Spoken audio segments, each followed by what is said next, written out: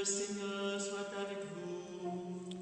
Et avec votre esprit. Évangile de Jésus-Christ selon saint Matthieu.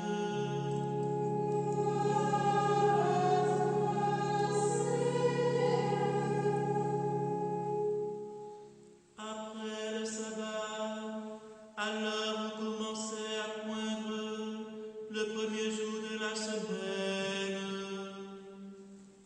Marie-Madeleine et l'autre Marie vinrent pour regarder les sépulcres. Et voilà qu'il y eut un grand tremblement de terre. L'ange du Seigneur descendu du ciel, vint rouler la pierre et s'assit dessus.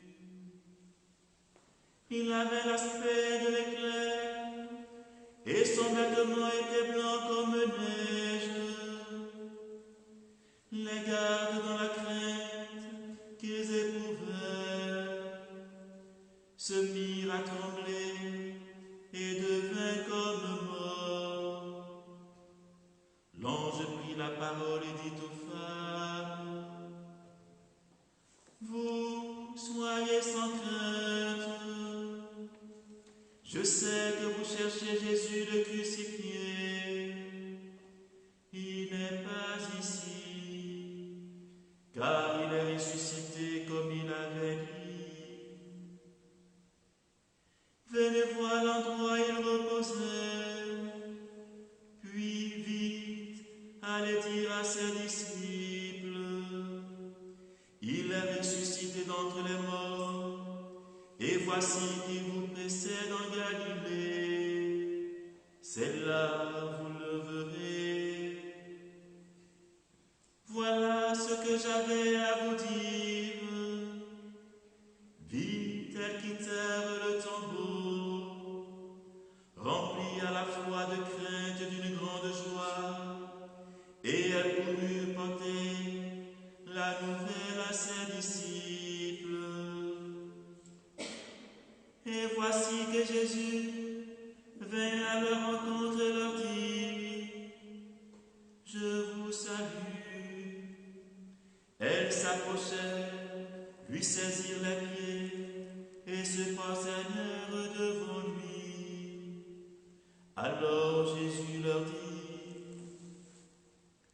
Soyez sans crainte, allez annoncer à mes frères qui doivent se rendre en Galilée. C'est là qu'ils me verront.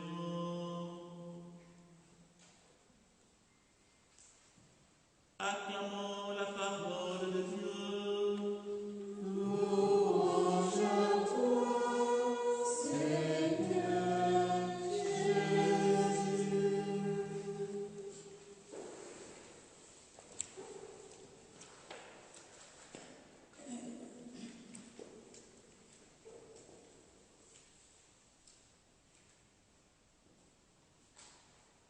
Frères et sœurs en Christ, frères et sœurs, vous qui suivez cette veillée pascale depuis votre maison,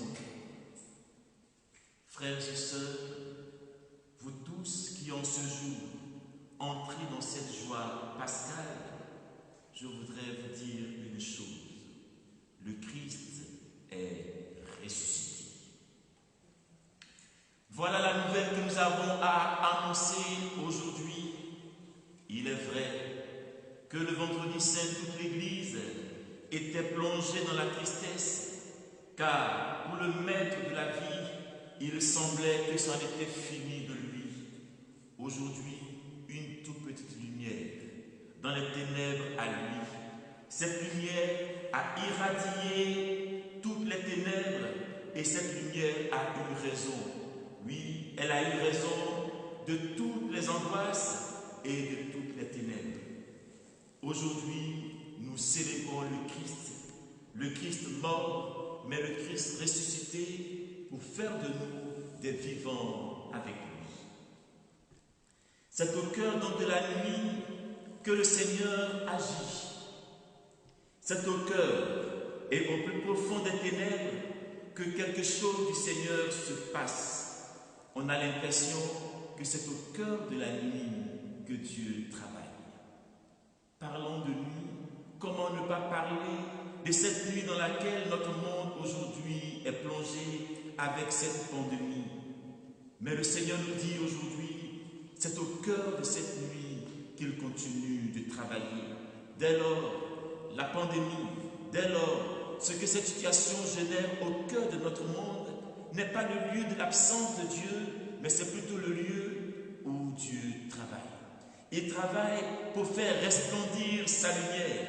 Il travaille pour faire venir au jour un jour nouveau. Oui, ce jour est pour nous proche. Proche parce que Dieu le premier s'est fait proche de nous. Dieu le premier a manifesté sa puissance au cœur des ténèbres de notre vie. Oui, Dieu travaille. Dieu travaille au plus noir des ténèbres. Dieu opère. Il opère pour que nous soyons témoins de sa vie, témoins de sa résurrection. Aujourd'hui, en célébrant cette fête de Pâques, la liturgie nous invite à écouter les lectures depuis l'Ancien Testament jusqu'au Nouveau Testament. Avant la réforme liturgique, on lisait jusqu'à 12 lectures. Depuis la réforme liturgique, on ne lit plus 12 lectures, mais on en lit 7. 5 dans l'Ancien Testament et 2 dans le Nouveau Testament. Mais il est étonnant de voir que cette nuit commence par la lecture de la création. Je ne sais pas si vous êtes arrivé un jour de vous poser la question, mais pourquoi commencer par la création?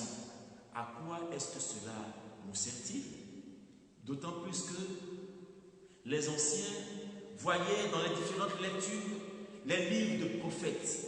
En fait, les textes que nous entendons dans l'Ancien Testament étaient de véritables prophéties pour le peuple de Dieu.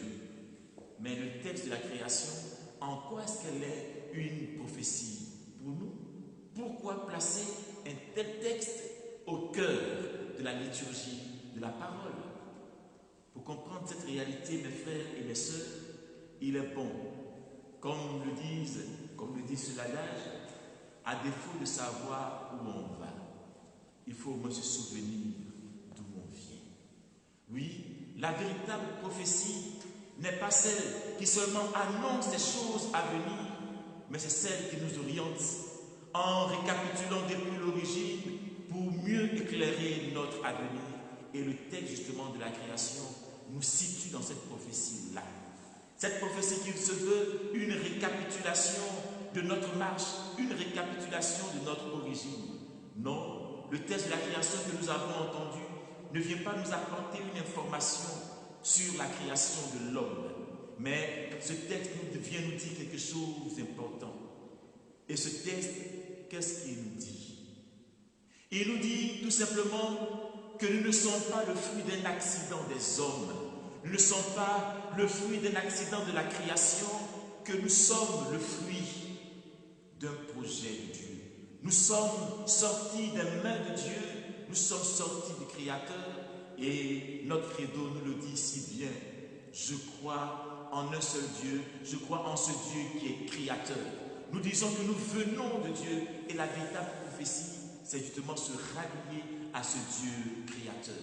Ce texte nous fait donc comprendre que nous sommes de Dieu et nous partons, nous retournerons vers Dieu. Dès lors, le chemin pour nous est tracé. Mais continuons dans cette méditation avec toujours ce même texte. Il eut un soir, il eut un matin, cela a scandé toute la lecture. Et je voudrais ici qu'ensemble nous puissions regarder le premier jour de l'homme. Il est écrit que le 6e jour, Dieu créa l'homme. Et puis, le 7e jour, Dieu se reposa. En fait, le premier jour de l'homme, c'est un jour de repos. On a l'impression que Dieu a créé l'homme pour se reposer. Alors, reposons-nous. Mais mes frères et mes sœurs, entendons-nous bien, le repos dont il est question, ce n'est pas le repos lié à la fatigue, mais c'est le lieu de l'alliance. Quand Dieu crée l'homme, le premier jour de l'homme est pour que l'homme puisse entrer en alliance avec lui. C'est pour que l'homme puisse se reposer en Dieu. En fait, nous sommes faits pour lui. Et en reprenant les paroles de Saint Augustin, tu nous as fait pour toi et notre cœur ne saurait être en paix s'il ne repose en toi. Oui, c'est en Dieu, en tant que nous rentrons en alliance avec lui, que nous allons pouvoir entrer dans ce repos qui nous est proposé, qui nous est donné. Le premier jour de l'homme est donc un jour d'alliance, est un jour de repos en Dieu. En regardant toujours le texte de la création, nous sommes aussi frappés. Frappés parce que Dieu dit, et Dieu vit que ce qu'il a fait était bon. En fait, Dieu se réjouit de la création. Dieu se réjouit de ce qu'il a fait. Mes frères et mes sœurs, à ce niveau de mes propos, je voudrais que nous puissions nous arrêter et que nous puissions faire un tout petit exercice qui consiste à regarder la création et à voir en cette création une œuvre merveilleuse de Dieu et à dire que cela est très bon. Malheureusement, nous vivons dans un monde où on ne fait que pointer du doigt ce qui va mal. Et de partout, on nous annonce les mauvaises nouvelles. Rien ne va dans ce monde. On a l'impression que tout est en train de s'écrouler. Et pourtant, Dieu vit que cela était bon. Dieu dit que cela était bon est déjà une prophétie, comme pour nous dire que le dernier mot de Dieu, ce n'est pas que tout va mal, et que même quand tout va mal, Dieu peut faire ressurgir quelque chose de nouveau et de grand. Oui, Dieu vit que cela était bon. Voilà la prophétie de Dieu pour nous aujourd'hui, mes frères et mes sœurs, avec cette nouvelle création. Et en rentrant donc dans cette Pâque, Dieu est en train de nous dire quelque chose de formidable et de grand. Vous voyez, mes frères et mes sœurs, avec le vendredi saint, le Christ meurt. Et on a l'impression que l'homme Dieu, est mort. Mais avec la résurrection, il y a comme une nouvelle création qui est faite. Dès lors, Dieu fait ressurgir, fait surgir quelque chose de nouveau. Oui, Dieu est en train de faire une nouvelle création avec la résurrection du Christ.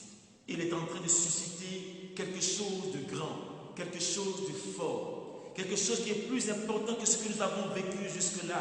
C'est pourquoi pour nous, célébrer Pâques, ce n'est pas juste renouveler une alliance. Célébrer Pâques, c'est entrer dans quelque chose de plus grand, de plus fort, quelque chose de nouveau, quelque chose d'éternel. Car, comme le dira Saint Paul dans la lettre aux Romains, le Christ est mort sur lui, la mort n'a plus aucun pouvoir. Désormais, le mal n'a plus de pouvoir sur nous, parce que la création que le Seigneur est en train de réaliser en Christ, cette création-là échappe à l'emprise du mal. Le mal n'aura pas le dernier mot sur cette création-là. Et cette création, c'est vous et c'est moi, dans la mesure où nous acceptons de rentrer dans cette alliance avec le Seigneur.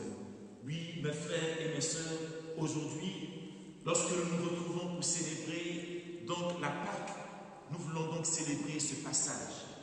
Oui, ce passage où Dieu fait toutes choses nouvelles.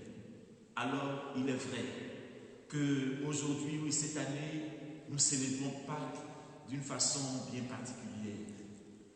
Même si la Pâque de cette année est bien particulière, cela n'empêche pas Dieu d'agir au cœur de cette Pâque. Cela n'empêche pas Dieu de nous rejoindre dans notre maison. Cela n'empêche pas Dieu de nous rejoindre dans nos obscurités. Cela n'empêche pas Dieu de nous rejoindre dans les situations difficiles dans lesquelles nous nous trouvons. Ce que je trouve d'important et de beau dans la Pâque de cette année, c'est qu'au lieu de nous retrouver tous dans cette église pour célébrer Pâques, il y a comme des foyers de lumière un peu partout. Là où nous nous trouvons, dans nos maisons, avec nos cierges allumés, c'est comme si Pâques en fait s'est diffusé dans le monde entier, car aujourd'hui, Dieu fait une création nouvelle. depuis nos maisons, depuis nos foyers. Voilà ce que le Seigneur est en train de faire et cela est un signe fort. Le signe fort, c'est que Dieu ne recrée pas seulement à partir de l'Église, mais il le recrée à partir de nos foyers, à partir de nos maisons. La résurrection, mes frères et mes sœurs, c'est vraiment cette lumière-là qui embrase nos maisons pour que nos maisons ne soient pas des lieux où Dieu n'est pas, mais au contraire des lieux où Dieu habite pleinement et où Dieu fait rayonner sa grâce. Oui, cela est beau. Cela est beau parce que nous avions pensé, nous avions voulu faire pas comme on a l'habitude de faire, mais Dieu aujourd'hui nous rejoint autrement et il nous dit, ce cierge pascal qui est allumé, c'est aussi cette lumière-là qui est allumée dans nos maisons et qui est allumée dans nos cœurs, qui est allumée dans notre vie. Et elle nous dit que cette lumière de la réflexion, elle ne s'éteint pas. Je voudrais terminer. Je voudrais terminer aujourd'hui, mes frères et mes sœurs, en nous invitant à 3 petites choses. La première chose à laquelle je voudrais nous inviter, c'est à être des hommes et des femmes d'espérance. Vous voyez, à quel moment l'espérance a-t-elle réellement sa place? Est-ce quand tout va bien dans notre vie qu'on parle d'espérance? Pas besoin. Mais c'est quand le monde où notre vie va mal, c'est là qu'il faut garder l'espérance, comme Marie. Marie qui a gardé cette espérance-là, qu'au tombeau, tout n'était pas fini, que quelque chose de nouveau est en train de surgir. Oui, aujourd'hui nous avons écouté ce texte de l'Évangile où ces femmes vont au tombeau. Mes frères et mes sœurs, n'allons pas à la vie au tombeau comme ces femmes, mais allons plutôt comme Marie. Marie qui, au-delà de la mort de son fils, attendait déjà la résurrection. Oui, je nous invite à être des hommes et des femmes d'espérance pour notre monde. La deuxième chose à laquelle je voudrais nous inviter, c'est que Dieu, Jésus, par la résurrection, crée. Il fait un monde nouveau. Ce monde nouveau, quel est-il? C'est le monde de la fraternité. C'est le monde où on n'est plus indifférent à ce que les uns et les autres vivent. Ce monde nouveau, c'est le monde de l'amour. Et je voudrais nous inviter aujourd'hui, en célébrant cette Pâque, que nous aussi, nous puissions passer d'une civilisation d'individualisme à une civilisation de fraternité, où nous allons pouvoir tendre les mains les uns aux autres, où nous allons pouvoir vivre une vraie fraternité. Voilà le monde que le Seigneur est en train de créer aujourd'hui avec cette Pâque que nous célébrons aujourd'hui. La troisième et dernière chose à laquelle je voudrais nous inviter, c'est que nous soyons des hommes et des femmes qui veillons dans la prière. Parce que cette création, elle vient au jour dans la persévérance dans la prière. Et le monde nouveau que le Seigneur crée vient au monde par votre prière et par ma prière. Alors, aujourd'hui, mes frères et mes sœurs, que nos cœurs soient illuminés par la joie de Pâques, parce que Christ est mort, mais Christ est ressuscité et il est vivant aujourd'hui, demain et pour les siècles des siècles.